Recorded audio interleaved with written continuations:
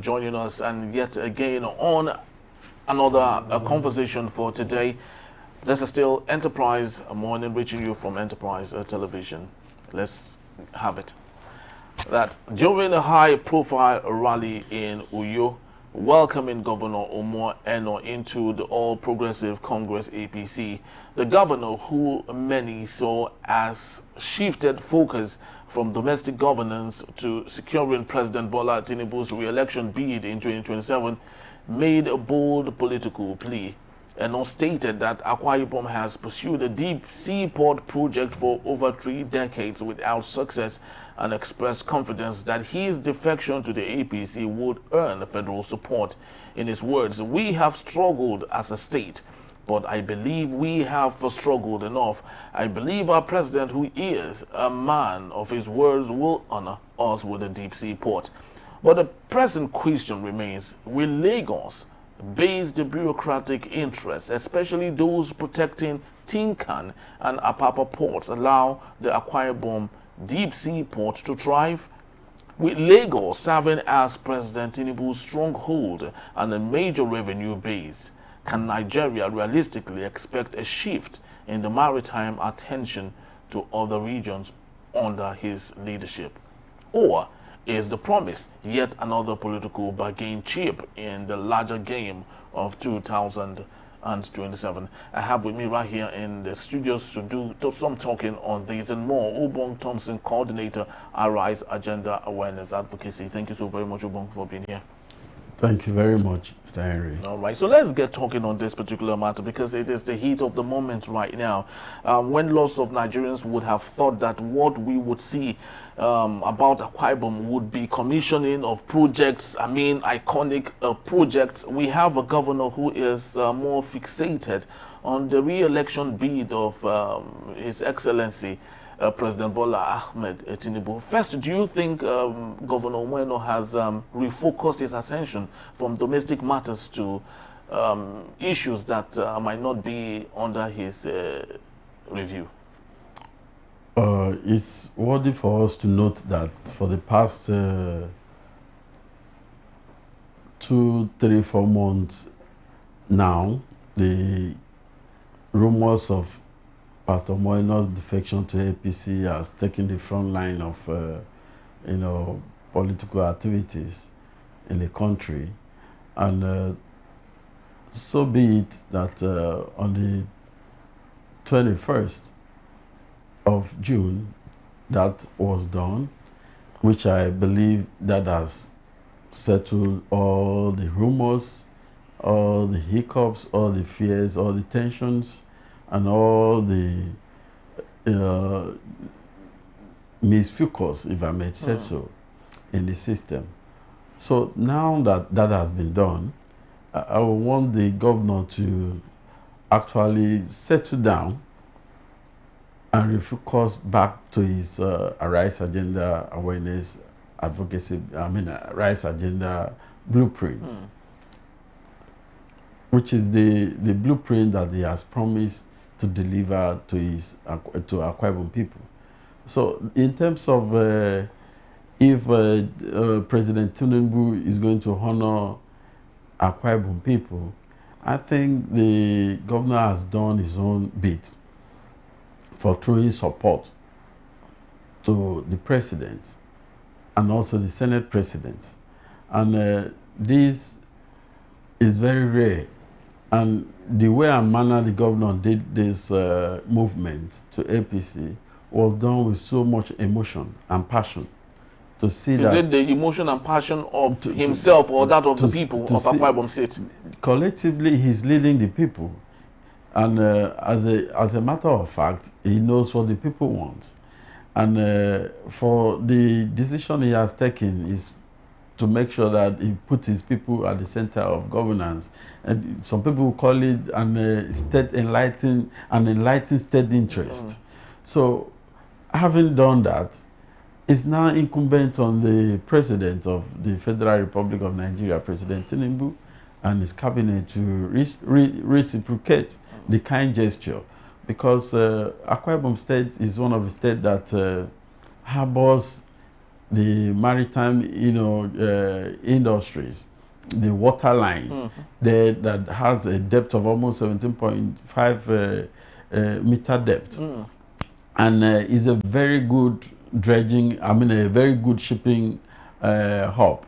If only the federal government, through President Tinubu, will want to critically look into that area and kind of understand that Nigeria is a growing country, growing population. Right now we are almost 200 million, and in couples of years to come, in the next decades to come, we'll be talking of doubling that population. So there is need to decentralize operations of the shipping and maritime channels across the country. We can't continue to congest the Lagos port, Apapa port, and the Tinkan port. The ones we have in Warri and One, Port Harcourt, are scarcely operating. The dry port we were supposed to have in the north, I can't seem to understand if anything is going by. So to open up that axis of the south region, the Niger Delta, which I know the Niger Delta state, they are already planning, their economy beyond the oil area. They are looking at other areas they can invest, and the maritime corridor is one of the area that I know the Niger Delta state are interested in. And Akwa Ibom is at the forefront of advocating for, a seaport, Ibom Deep Seaport. And that Ibom Deep Seaport is something that will solve the unemployment, problem in Nigeria. Akwa Ibom has about 45% unemployment, youth in the country. And by that seaport, if Tinubu president can encourage that seaport to come into success, it would at least employ about 300,000, direct labor. Talk less of the other indirect, labors that will come to play. And then he has opportunity to also, that Ibom Deep Seaport, if you critically look at it, he also has an industrial city that can also accommodate every other, production line across that harbor. And this will cover the entire of the Equatorial Guinea, the axis of Equatorial Guinea and other countries within the region. Within that region, the Malabo area. So it's going to add a very good impact into the economy of the state, that of the country. Very, very true. Now, looking at, because in my opening statement, I did say there, given the Tinkan and the Apapa port and its value to the Lagos state economy, right now the internally generated revenue in Lagos is about 1.5 trillion naira, and a large part of that money is comes from the port and every activity surrounding the port. Having another port in where now? Ibak, I would love to believe. Ibom Deep Seaport. Ibom Deep Seaport. Do you think a typical Bola Ahmed Tinubu would allow that to happen? Because if it does happen, a larger chunk of the region, especially the southeast and the south-south region, would no longer make use of the Tinkan port and the Apapa port. Do you think the Lagos state bureaucracy would allow that?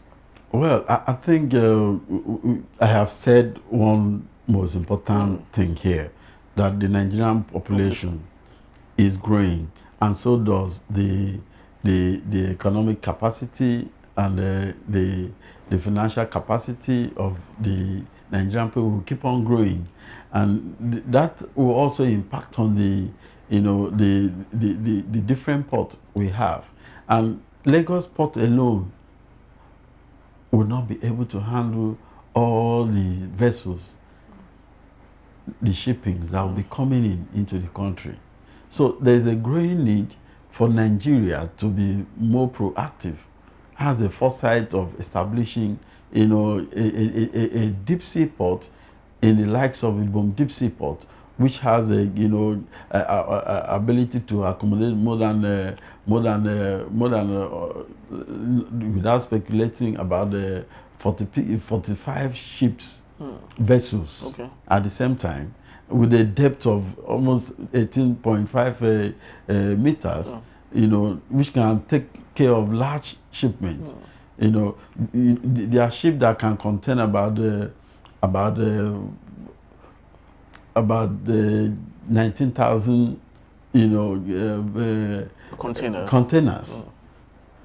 So those are the advantages that the states tend to benefit. That is the advantages that the nation as we have will also benefit, because the revenue will also go to the federal government. It's not only the state government that will share the revenue. So, and if Lagos is there, fine. We have Lagos to take care of other regions. Lagos is close to, you have people coming in from Ghana, Togo, and Niger, and all whatnot, to do businesses in Lagos. So Lagos will still be generating its own revenue. But for more faster, efficient, shipping and maritime, transaction, it's better we have the Ibom Deep Seaport. Now, there's no gainsaying, most definitely, that Nigeria would gain a lot, when we have 2 or more ports functional in Nigeria, because more revenue will be generated, and there will be reasons for Nigerians to see themselves, growing in geometric progression with respect to their businesses. But what we are talking about is the practicality of having that Ibom Deep Seaport.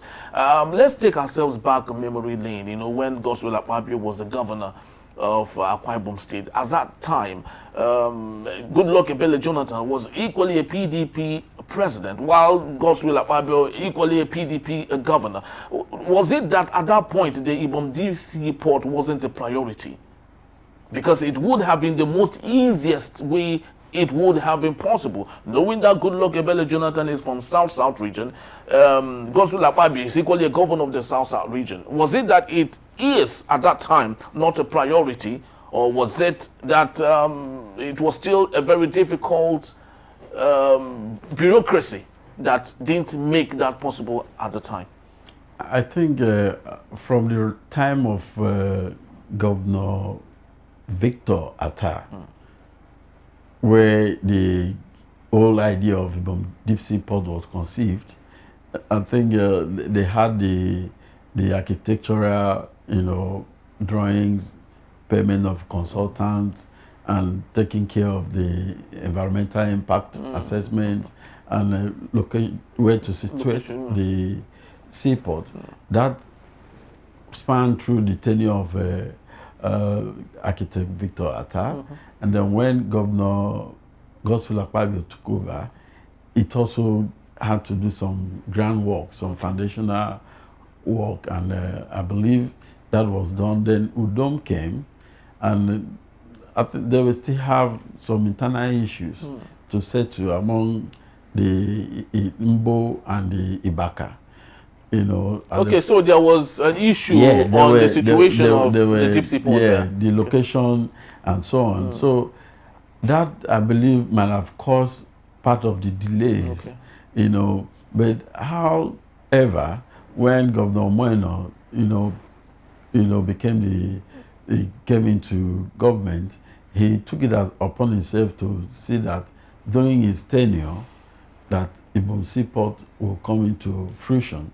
And I wouldn't say it was because Godswill Akpabio were in the same party with Goodluck Jonathan, who was the president then, that would have facilitated it. But I believe they were not ready yet to float the Deep Seaport. But now that they are fully ready, the counterpart fundings and whatsoever is necessary, the groundwork, the locations, the architectural, plans is being rolled out. That is why you see the governor on the street of, Nigeria and the global world canvassing for investors. And they see to it that the federal government will have to play a major part in this. Though it is a PPP kind of a project, but you also know that federal government has a major role to play, and they need the support of the federal government. I believe if there were no need for that support, they would have still go ahead and do that. But you know how things work in Nigeria. You must also carry along the federal interest in all this. So looking at the President Tinubu, we will say that Pastor Umo Eno has done what others cannot do, for him to have moved massively, in support of him for a re-election. And we are looking at and we are advocating that it is the turn of the president to reciprocate this kind gesture without looking at, personal interest or state interest of where he comes from. That is Lagos interest. Because we are talking about Nigerian interest. What will create employment? As we speak, since the advent of this President Tinubu tenure, we cannot spot at much job opportunity being created.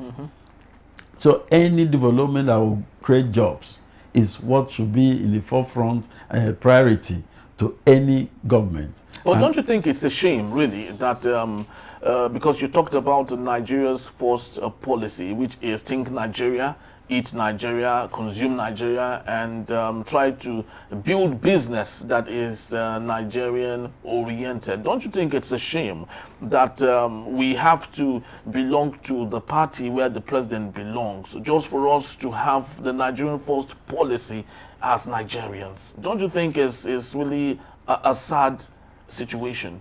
Because it doesn't really matter if it's coming from party A or party B. Once it is meant for Nigeria, any president should be able to take that. So do you think it's the fault of the president or the fault of a governor who has to do what he needed to do just to appease to the president to do what is meant for Nigerians?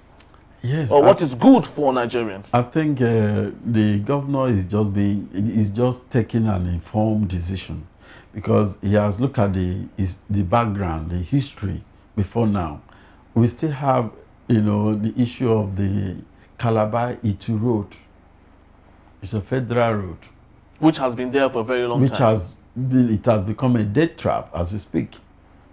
So, and that, from the information gathered, couldn't be achieved because the then governor Udom was not, favorably disposed with the APC government of Buhari as at then. Okay.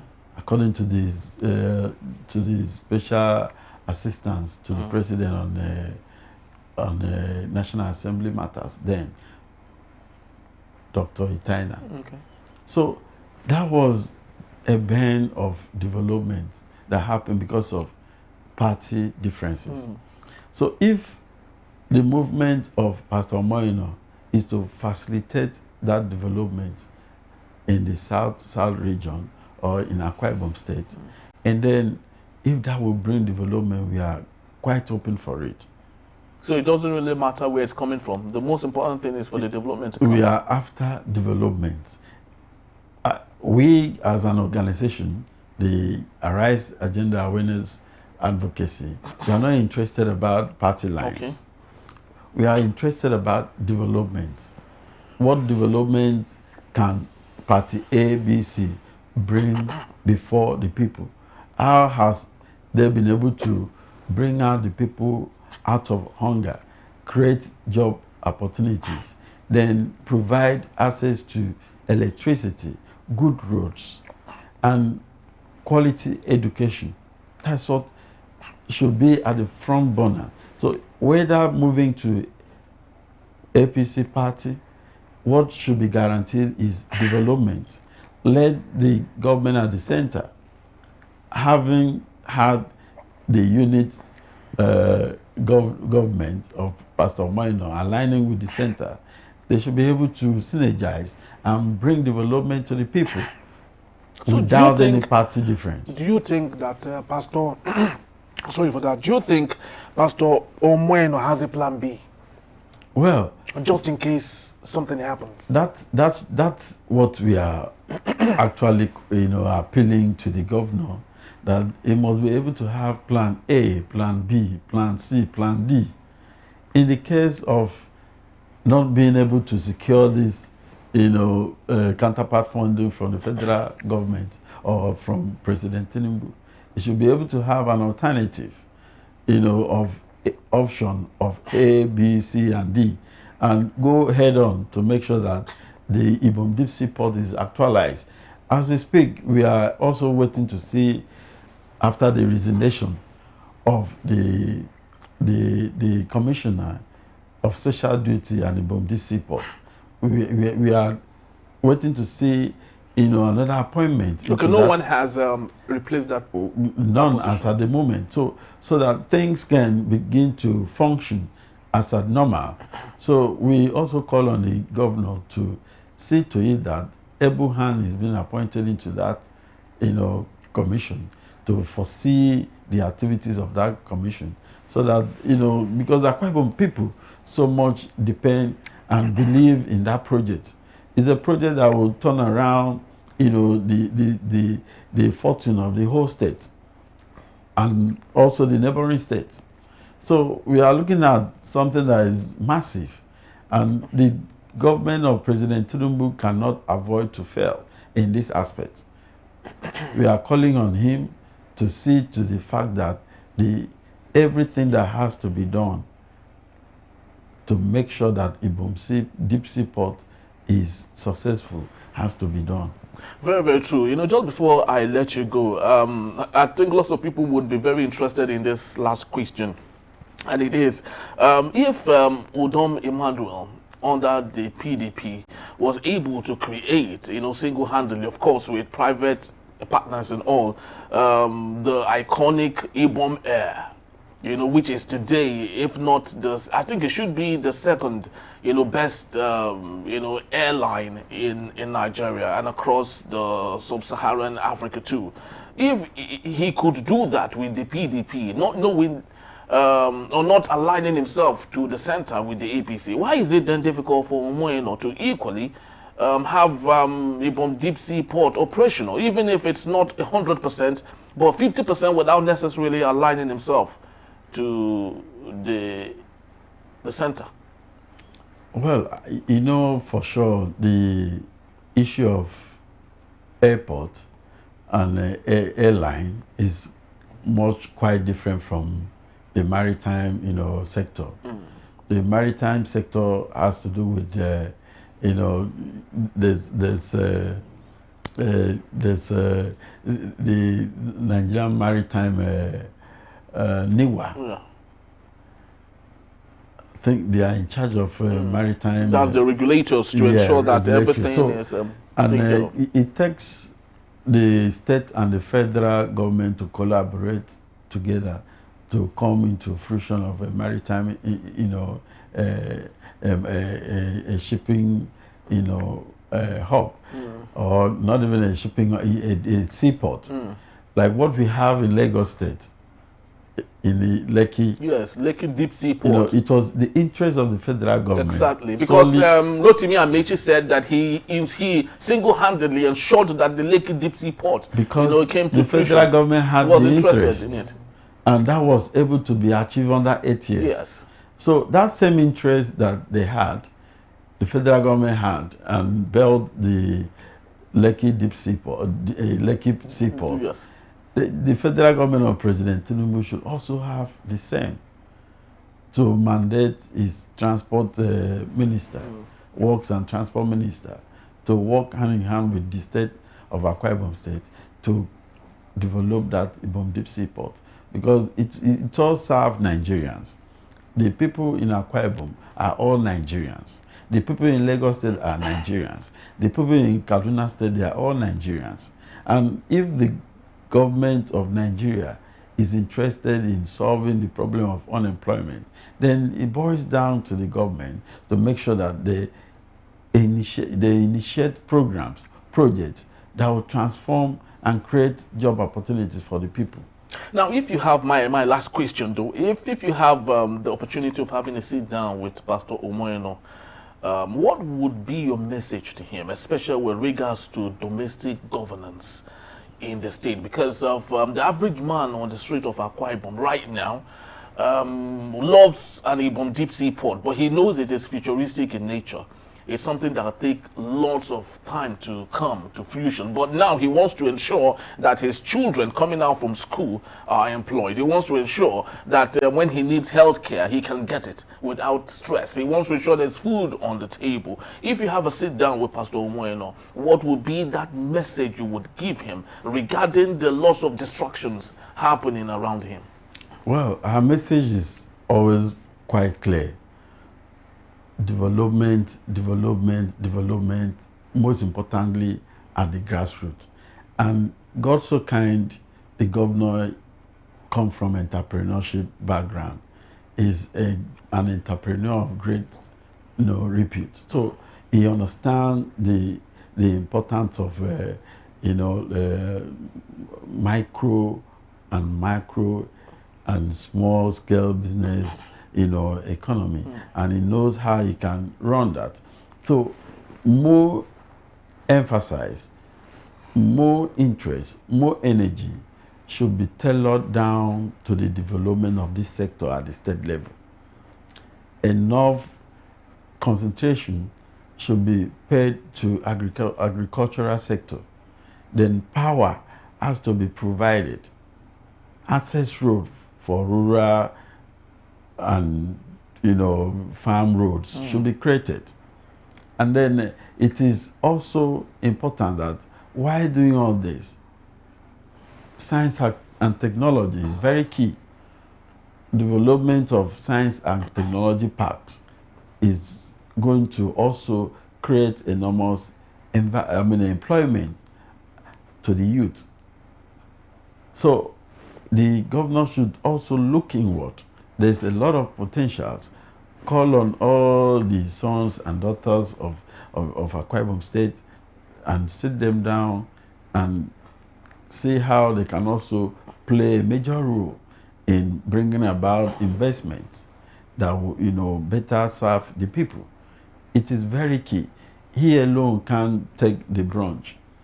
It needs to work hand in hand with various sons and daughters of Akwa Ibom or non-indigenous as well, to make sure that they come in and invest in the state, so that at least people will be able to see opportunities to be employed and earn a living, and prosperity will now flow in the state.